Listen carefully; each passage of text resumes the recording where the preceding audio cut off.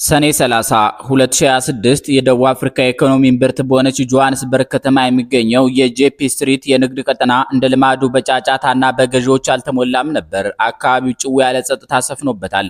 በኢትዮጵያውያን ስደተኞች የሚንቀሳቀሱት ግዙፍ የገበያ ማዕከላትና የችርቻሮ ሱቆች የብረት በሮቻቸውን ቆልፈው የከተማዋን ውጥረት በጸጥታ ይከታተላሉ። ከሩቅ የሚሰማው የተቃዋሚዎች መፈክርና የፖሊስ ሳይረን ድምጽ በደቡብ አፍሪካ ለሚኖሩ በቁጥር ለሚበዙ ስደተኞች በተለይም ለኢትዮጵያውያን ሌላ የጭንቀት ምዕራፍ መጀመሩን ያረዳል። ይህ ዕለት በደቡብ አፍሪካ የአገር በቀል ጥበቃ ቡድኖችና ጸረ ስደተኛ እንቅስቃሴዎች አስተባባሪነት ህገወጥ ስደተኞች አገሪቱን ለቀው ይውጡ በሚል የተጠራው መጠነ ሰፊ ሰልፍ የዋለበት ነበር።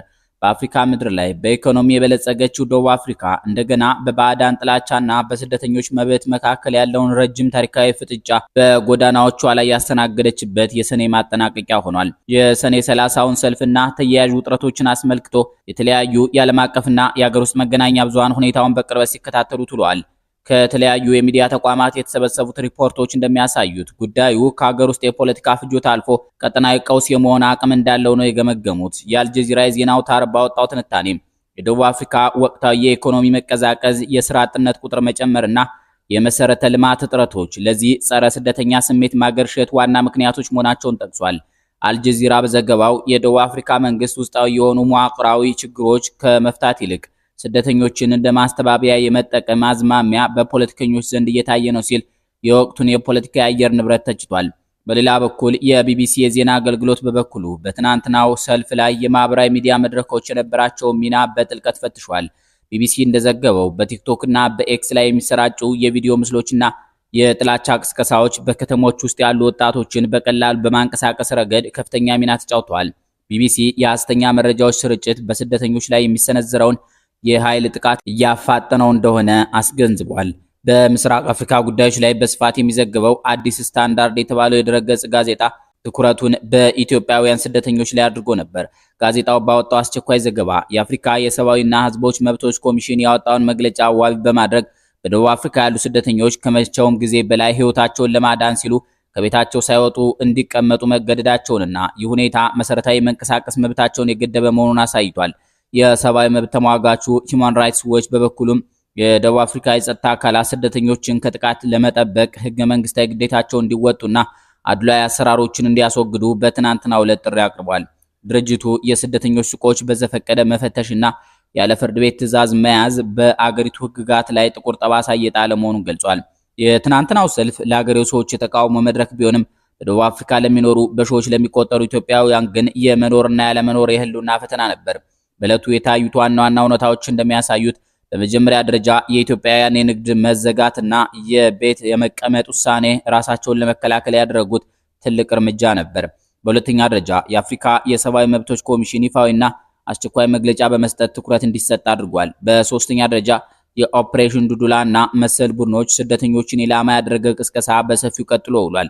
በአራተኛ ደረጃ የደቡብ አፍሪካ ፖሊስ ያደረገው ከፍተኛ የጸጥታ ቁጥጥርና ጥበቃ ሁከቱን በመግታት ረገድ ረድቷል። በአምስተኛ ደረጃ ደግሞ በማህበራዊ ሚዲያዎች ላይ የተሰራጩ የሐሰተኛ መረጃዎች ከፍተኛ የስነ ልቦና ጫና ፈጥረው ነበር። እነዚህ ነጥቦች እንደሚያሳዩት በትናንትናው ዕለት በደቡብ አፍሪካ የነበረው ድባብ እጅግ የሻከረና በማንኛውም ሰዓት ወደ ሁከት ሊቀየር የሚችል እንደነበር ነው።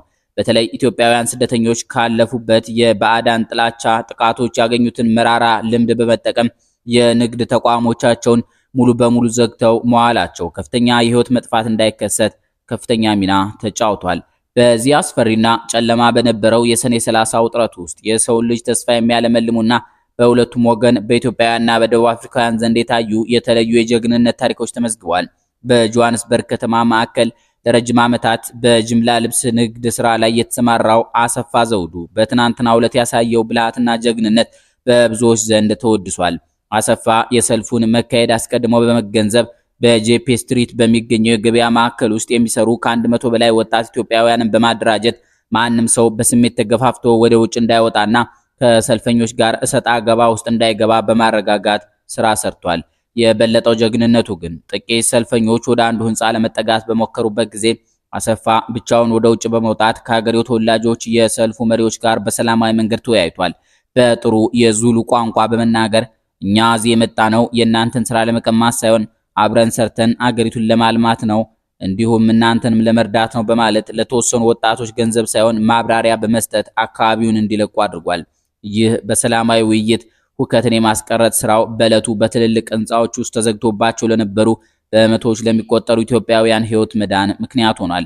በትናንትናው ዕለት ሌላው የተመዘገበው ትልቅ ጀብዶ የተፈጸመው በደቡብ አፍሪካ የፖሊስ ሰራዊት አባል በሆኑት ካፒቴን ሲቡሲሶ ኩማሎ ነው። ካፒቴን ኩማሎ በፕሪቶሪያ ከተማ አቅራቢያ በምትገኝ አንድ ታውንሺፕ ውስጥ የተሰማራው የጸጥታ ኃይል መሪ ነበር። በዕለቱ ከሰልፈኞቹ መሃል የተገነጠሉ ጥቂት የሰካራሞች ቡድኖች በአካባቢው በሚገኝ አንድ የኢትዮጵያውያን የችርቻሮ ሱቅ በማምራት ሱቁን ለመስበርና በውስጡ ያሉትን ስደተኞች ለመጉዳት ሙከራ አድርገው ነበር። ካፒቴን ኩማሎ ከተመደበበት ቀጠና በፍጥነት በመድረስ የገዛ ሀገሩን ዜጎች በቆራጥነት ተጋፍቷል። የማስጠንቀቂያ ተኩስ በመተኮስና ይህ የምታደርጉት ነገር ህገወጥ ስራና ዘረፋ ነው፣ ስደተኞችን መብት መጋፋት ደግሞ ደቡብ አፍሪካ በዓለም አቀፍ ደረጃ እንድትዋረድ ያደርጋል በማለት ሰልፈኞቹን በቁጥጥር ስር አውሏል። ካፒቴን ኩማሎ በዚህ አስፈሪ ሰዓት ያሳየው የህግ የበላይነት መከበር ጽናት በሱቁ ውስጥ ተሸሽገው የነበሩ 3 ወጣት ኢትዮጵያውያንን ከመገደልና ንብረታቸውን ከውድመት አድኗል። ታሪኩ በማህበራዊ ሚዲያ ላይ በስፋት የተሰራጨ ሲሆን እውነተኛ የደቡብ አፍሪካ ኩራት በሚል ተወድሷል። የሰኔ 30ው ሰልፍ በአንጻራዊነት በሰላም ቢጠናቀቅም ወደፊት በደቡብ አፍሪካ ለሚኖሩ ስደተኞች በተለይም ለኢትዮጵያውያን የሚቀጥሉት ወራትና ዓመታት እጅግ አስፈሪና ፈታኝ ሊሆኑ እንደሚችሉ የፖለቲካና የማህበራዊ ጉዳይ ተንታኞች ያስጠነቅቃሉ። ደቡብ አፍሪካ አሁንም ከፍተኛ የስራ አጥነት መጠን የምታስተናግድ ሀገር ናት። የወደፊቱ ትልቁ ስጋት የሀገሪቱ ኢኮኖሚ እድገት ይበልጥ እየቀነሰ በሄደ ቁጥር በሀገር ውስጥ ፖለቲከኞች ዘንድ ስደተኞችን ለችግሩ ሁሉ ተጠያቂ ማድረግ ስልት ይበልጥ እየተለመደ መሄዱ ነው። ይህ ደግሞ ተራው ህዝብ በስደተኞች ላይ ያለውን ቂም በቀል በየቀኑ እንዲያድስ ያደርገዋል። የደቡብ አፍሪካ የሀገር ውስጥ ጉዳይ ሚኒስቴር የስደተኞችን የጥገኝነት ቪዛ አሰጣጥና እድሳት ህግጋት ይበልጥ እያጠባበቀ መምጣቱ ይታወቃል። ወደፊት የኢትዮጵያውያን የንግድ ፍቃዶችን የመሰረዝ፣ የባንክ አካውንቶችን የመዝጋትና ያለምንም ቅድመ ሁኔታ ከሀገር የማባረር እርምጃዎች በስፋት ሊተገበሩ እንደሚችሉ ይገመታል። ይህ በህግ ስም የሚመጣው ጫና ከጎዳናው ሁከት እኩል የስደተኞችን ማህበረሰብ ህልውና አደጋ ላይ የሚጥል ነው። የሰኔ 30ው የጆሃንስበርግ ውጥረት የሚያስተምረን አንድ ትልቅ እውነት አለ። በደቡብ አፍሪካና በኢትዮጵያውያን ስደተኞች መካከል ያለው ግንኙነት በስጋትና በጥርጣሬ የተሞላ ቢሆንም የሰው ልጅ ሰዋዊነት ግን ሙሉ በሙሉ እንዳልጠፋ ነው። እንደ ካፒቴን ኩማሎ ያሉ የህግ አስከባሪዎችና እንዳሰፋ ያሉ አስተዋይ ነጋዴዎች ባሉባት ምድር ሁልጊዜም ከተስፋ መቁረጥ ይልቅ የተስፋ ብርሃን ይበልጣል። ሆኖም ግን የወደፊቱ አስፈሪ ስጋት ጥላ እንዳያጠላ የኢትዮጵያ መንግስት፣ የደቡብ አፍሪካ አስተዳደርና የአፍሪካ ህብረት በጋራ በመሆን ለስደተኞች ህጋዊ ከለላና የደህንነት ዋስትና የመስጠት ስራቸውን በአስቸኳይ ሊያጠናክሩ ይገባል። ስደተኝነት ወንጀል ሳይሆን ሰዋዊ የተፈጥሮ ክስተት መሆኑን ተገንዝቦ መስራት የነገዋን አፍሪካ ከተጨማሪ ደም መፋሰስ ይታደጋታል። አበቃን። ሰላም ይስጥልን።